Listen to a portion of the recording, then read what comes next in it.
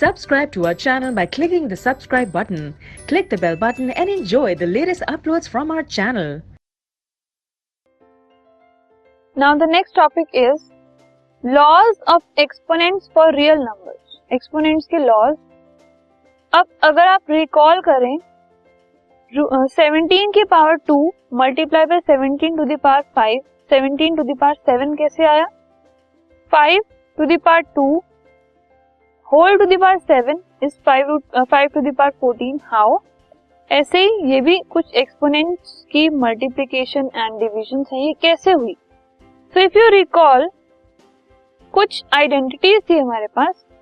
अगर कोई एक नंबर है, उसकी पावर है m और उसकी पावर है n और वो मल्टीप्लाई हो रहे हैं, तो पावर्स उनकी ऐड हो जाएंगी और उसका जो बेस है हम एक बार लिख लेंगे. तो a to the power m multiply by a to the power n is equal to a to the power m plus n.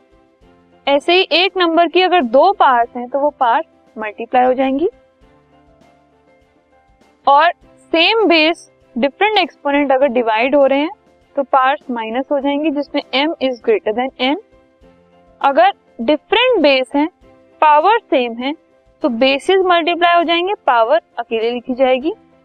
a की पावर 0 हमेशा 1 होता है और 1 upon a to the power n is equal to a to the power minus n.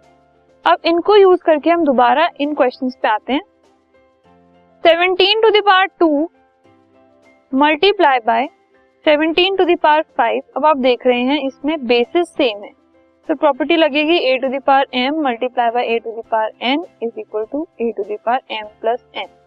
तो वो हो गया 17 to the power 2 plus 5 7.